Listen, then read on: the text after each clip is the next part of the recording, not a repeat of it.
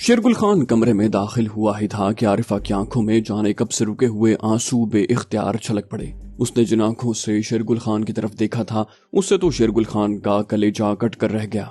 आज जिंदगी में पहली मर्तबा उसका सामना आरिफा की माँ से हो रहा था। आरिफा, हौसला करो, मुझे कुछ बताओ कि आखिर बात क्या है। शेरगुल को उलझन होने लगी थी। आरिफा की माँ बोली, मैं बताती हूँ बेटा। खौफजदा बूढ़ी औरत ने, जिसके सर में चांदी उतर आई थी और जो अपनी रिवायात के बिल्कुल बरक्स आज न जाने किसी मजबूरी के आलम में वहाँ चली आई थी, शायद आम हालात में वो कभी ऐसा न करती।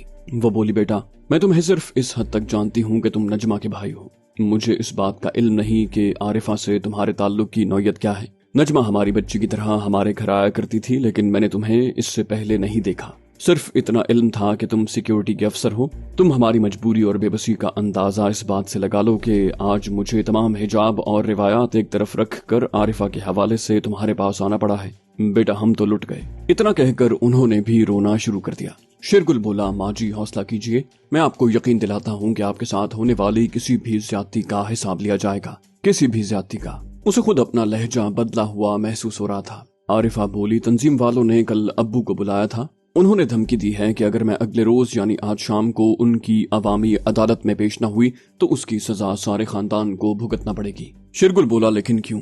वो हरामखोर कौन होते हैं तुम्हें अपनी अदालत में तलब करने वाले? उन्हें किसने इसका इख्तियार दिया है? शेरगुल के लिए अपने गुस्से पर काबू पाना मुमकिन नहीं रहा था। आरिफा की माँ ने भी अब खुद पर काबू पा लिया था और कदरे तलखी से उसकी बात का जवाब दिया। बोली, बेटा उन्हें किसने इख्तियार दिया है? हैरत है, इस सवाल का जवाब तो हमें तुमसे मांगना चाहिए, क्योंकि सरकार की नुमाइंदगी तो तुम करते हो।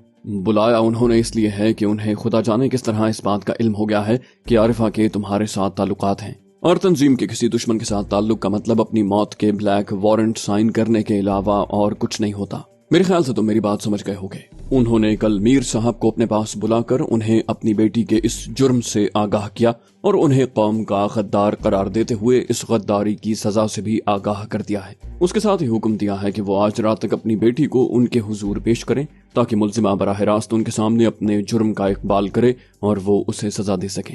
बूढ़ी और बेकस औरत ने रिंधे हुए गले से कहा। शेरगुल बोला, माँ जी मैं सब कुछ समझ गया हूँ और अब कुछ और न बताइए। मैं आपको सिर्फ एक बात की जमानत दे सकता हूँ कि जब तक जिंदा हूँ कोई आपका बाल बीका नहीं कर सकेगा।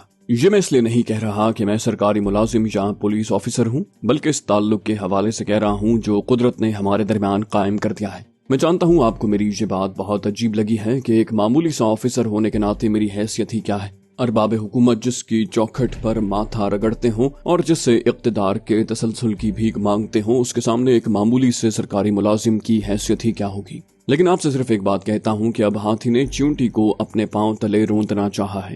ताकत और इक्तदार के नशे में बदमस्त ये जमीर फरोश दरिंदे हाथी की तरह मजबूत दरख्त को तो जड़ों से उखाड़ कर फेंक सकते हैं, लेकिन चींटी से नहीं टकरा सकते। ये कानून कुदरत है। उन वैश्यों ने समझ लिया है कि वो जब चाहें इंसानी कवानीन की धज्जियां उड़ा देते हैं। इस तरह शायद वो कानून कुदरत का भी मजाक उड़ाना चाहते हैं, लेकिन वो ऐसा नहीं कर सकेंगे। मेरी बहन मेरे इरादों में अभी जिंदा है। मैं अब किसी को नजमा की तरह बेबसी की मौत नहीं मरने दूंगा। मेरी सिर्फ एक दरखास्त है कि अब चंद रोज के लिए मेरे कहने पर अमल कर लीजिए। इसमें हम सबकी बका और भलाई है। बूढ़ी औरत को यूं महसूस हो रहा था जैसे किसी ने उसके जख्मों पर बड़े आराम से फाहा रख कर उसे पुरसुकून नींद सुला दिया हो।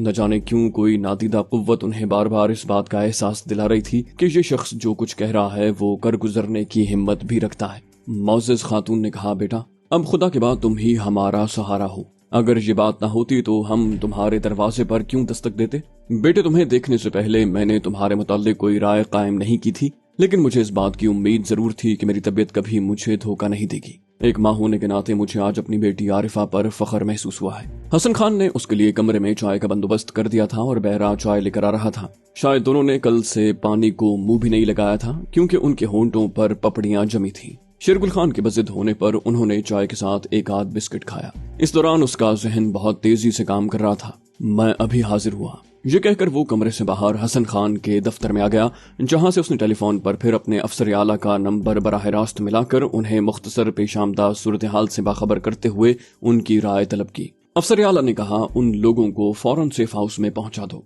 आज रात के एक्शन के बाद सुबह बाकी मामलात देखेंगे। यूं भी फिलवक्त इससे ज्यादा उनकी कोई मदद नहीं हो सकती कि उनकी जान बचा ली जाए। वरना अवामी अदालत के नाम पर उन वहशियों ने जो रोमन अखाड़े सजा रखे हैं, वहां से किसी का जिंदा बच निकलना मौजे वाली बात होगी।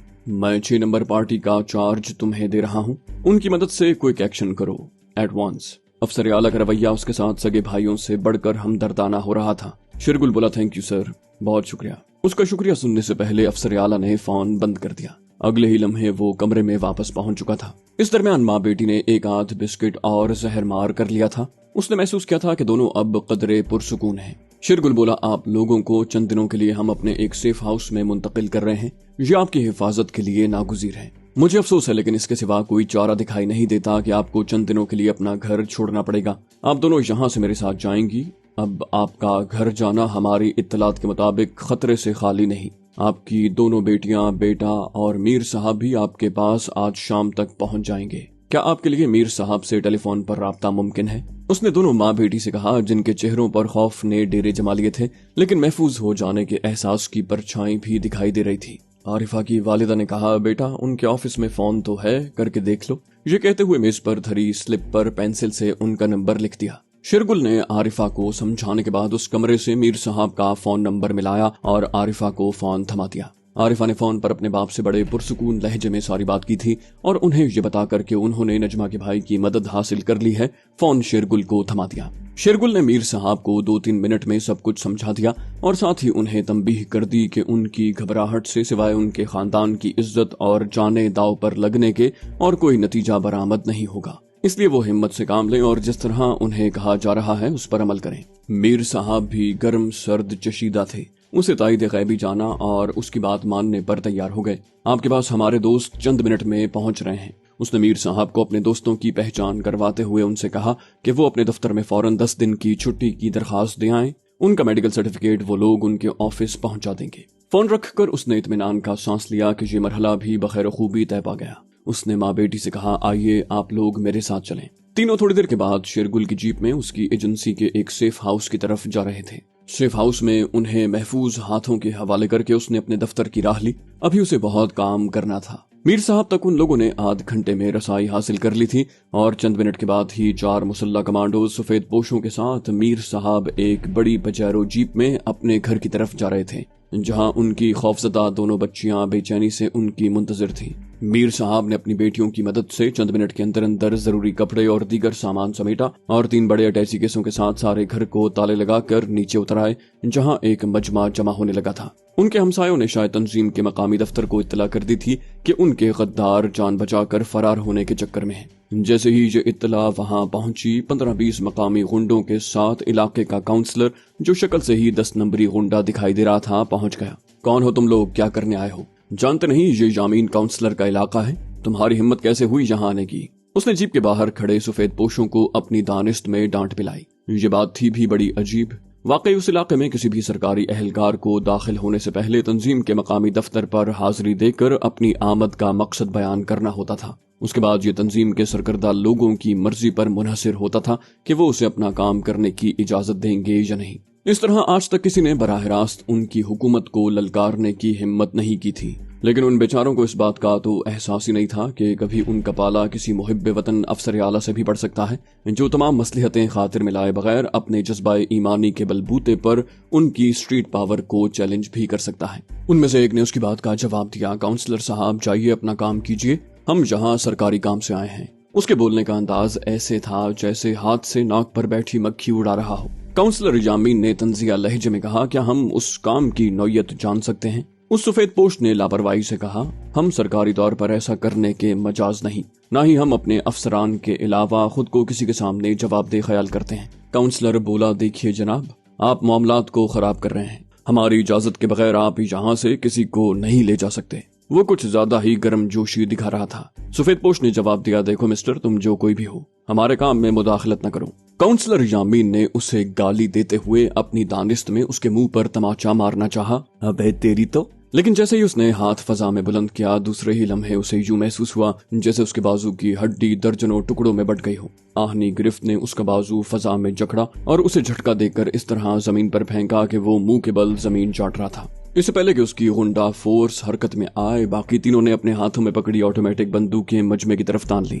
उसके साथ ही सफेद पोश ने जमीन पर गिरे काउंसलर की धुनाई शुरू कर दी। उसने अपने हाथों को तकलीफ दिए बगैर सिर्फ पांव की ठोकरों से दर्जनों बेगुनाहों के कातिल और तंजीम के मकामी टॉर्चर सेल के इंचार्ज का मार मार कर हुलिया बिगाड़ दिया। तंजीम के गुंडों का वास्ता आज तक इस किस्म के सरकारी लोगों से नहीं पड़ा था। उन्होंने यही देखा था कि मकामी पुलिस के बेशतर एहलकार सरकार के कम और तंजीम के ज्यादा वफादार मुलाजिम थे।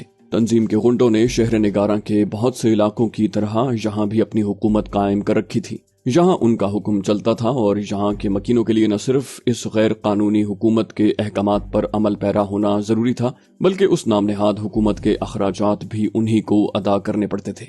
ये लोग गुलामों की जिंदगी जी रहे थे। उनकी बहु बेटियां तंजीम के वहशी दरिंदों की हवस रानियों की भेंट चढ़ रही थी और इस बर्बरियत के खिलाफ जबान नहीं खोल सकती थी। उनके जिगर गोशों पर उनकी आंखों के सामने इस चैलेंज के साथ जबर के पहाड़ तोड़े जाते थे कि अगर उनमें हिम्मत है तो वो हुकूमत से इंसाफ तलब कर लें। खुद पर उठाए जाने वाले मजालिम के खिलाफ उन लोगों को जबान हिलाने की भी इजाजत नहीं दी जाती थी। उस शहर के चौराहों पर ऐसी लाशें आम मिला करती थीं जिनकी खाल उनके बदन से नोच कर अलग कर ली जाती। इंसानी बर्बरियत की तारीख ऐसे घिनौने मजालिम की मिसाल पेश नहीं कर सकती थी जो उन लोगों पर टूट रहे थे, लेकिन खौफजदा हिरनों की तरह ये बेबसी से तमाम मजालिम बर्दाश्त कर रहे थे।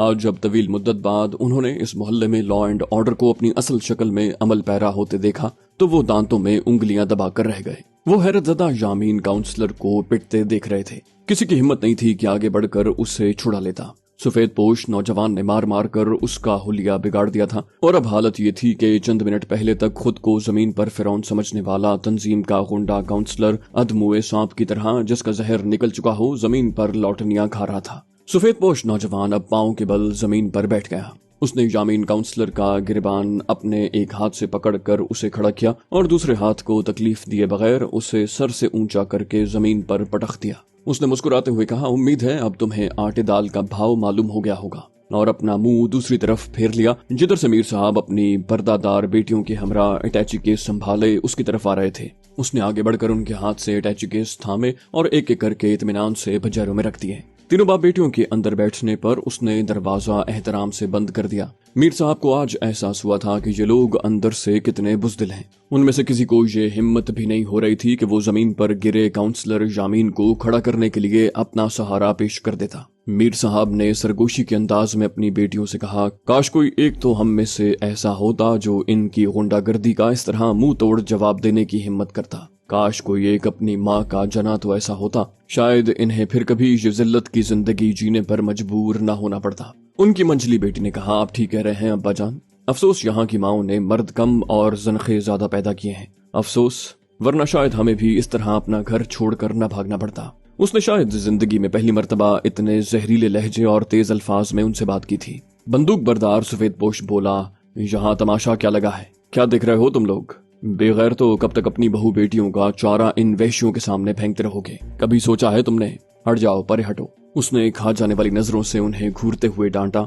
यूं लगता था जैसे उसका बस चले तो उन्हें कच्चा चबा जाए। मीर साहब अपनी बेटियों और बीवी के साथ करीबन 1 घंटे बाद इंटेलिजेंस के एक सेफ हाउस में पहुंच चुके थे। उनका बेटा लियाकत मकामी इंजीनियरिंग कॉलेज का तालिब इल्म था और आजकल घर की बजाय हॉस्टल में रहता था ताकि यकसुई से अपनी पढ़ाई जारी रख सके। बंदूखान के साथ 10 नए मुर्गे जिन्हें तंजीम के मुख्तलिफ दफातर से रॉ ने मुंतखब किया था, एक बड़ी वैगन में साहिल समंदर की तरफ जा रहे थे। उस वैगन पर बज़ाहिर सवारियों वाली वैगन का गुमान गुजरता था और वो नंबर लगा था जिस नंबर की वैगनें उस रूट पर सफर किया करती थी। उस वक्त रात के करीबन 11 बज रहे थे जब वो लोग पहले से मखसूस जगह पर पहुंचे और वहां उतर गए। वैगन ड्राइवर वैगन को इत्मीनान से आगे ले गया।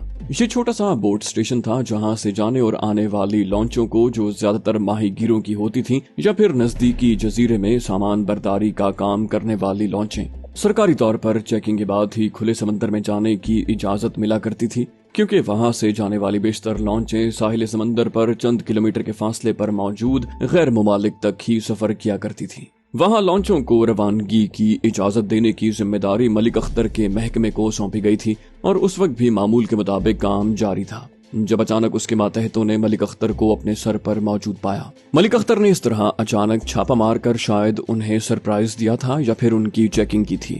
अपने मातहत अमले के निगरान से उसने अफसरों के लहजे में पूछा, क्या हो रहा है चौधरी, कैसा चल रहा है, सब ठीक तो है ना? इंस्पेक्टर चौधरी ने दोनों पांव जोड़ते हुए एड़ियां बजाई। ऑल राइट सर, सब ओके है। मलिक अख्तर ने खुद लॉन्चों के इजाजतनामे चेक करने शुरू कर दिए। इधर लाओ कागजात। 2 लॉन्चों के इजाजतनामे उसने चेक किए थे। जब बुंदू खान हाथ में कागज पकड़े उसकी तरफ बढ़ा। ये लीजिए सर। उसने कागजात मलिक अख्तर की तरफ बढ़ा दिए। सर के बच्चे, तमीज से बोलो, कौन हो तुम, कहाँ जा रहे हो? उसने जानबूझकर करख्त लहजे में उससे दरियाफ्त किया। बुंदू खान हाथ जोड़कर घिघियाया, जनाब हम तो पसनी जा रहे हैं, गरीब आदमी हैं सरकार। मलिक अख्तर बोला, ठीक है, खबरदार कोई हेरा फेरी नहीं होनी चाहिए। उसने कागजात पर सरसरी नजर डालकर उसे वापस लौटा दिए और दूसरे ही लम्हे बुंदू खान की लॉन्च खुले पानियों की तरफ बढ़ने लगी। मलिक अख्तर ने इस तरह 2-3 और लॉन्चों के कागजात चेक किए। एक लॉन्च की अचानक तलाशी ली और जिस तरह आंधी और तूफान की तरह आया था उसी तरह वापस लौट गया। उसके जाने के बाद उसके एक मातहत ने तबसरा किया, बोला, आजकल साहब कुछ ज्यादा ही सख्ती दिखाने लगे हैं। अल्लाह खैर करे, बंदा तो ऐसा नहीं लगता। मेरा ख्याल है ऊपर वालों के ऑर्डर ही बहुत सख्त होंगे। बुंदू खान बड़े इत्मीनान से खुले पानियों में सफर कर रहा था जब अचानक समंदर पर फैले बेपाया सुकूत और रात के सहर को सायरनों की तेज आवाज ने तोड़ दिया। उनके साथ ही उनके चारों तरफ पानियों पर रोशनियां उनकी तरफ लपकने लगी। इससे पहले कि बुंदू खान को किसी बात की समझ आती, नेवी की तेज रफ्तार बोट्स ने उन्हें घेरे में ले लिया। उसके साथ ही ताजा काबू आए हुए मुर्गे थे। उन्हें इस सूरत हाल ने बौखला कर रख दिया था। लॉन्च में असलहा भी मौजूद नहीं था। अगर होता भी तो उन्हें उसकी मोहलत ही कब मिलती कि उस तक रसाई हासिल करते। बर्क रफ्तार बहरी कमांडो बहरी उकाबों की तरह उन पर झपटे और उन्हें बेबस गीदड़ों की तरह जकड़कर एक तरफ फेंक दिया। थोड़ी देर बाद वो नेवी के एक मरकज पर जेरे हिरासत थे। तो दोस्तों, ये थी हमारी आज की एपिसोड। उम्मीद करते हैं आपको हमारी कहानी पसंद आई होगी। जाने से पहले इस वीडियो को लाइक कीजिए और शेयर करना मत भूलिए। कमेंट करके हमें बताइए कि आपको हमारी वीडियो कैसी लगी। और अगर अभी तक आपने इस चैनल को सब्सक्राइब नहीं किया तो इसे सब्सक्राइब कीजिए और बेल आइकन दबाकर ऑल नोटिफिकेशंस ऑन कर लीजिए।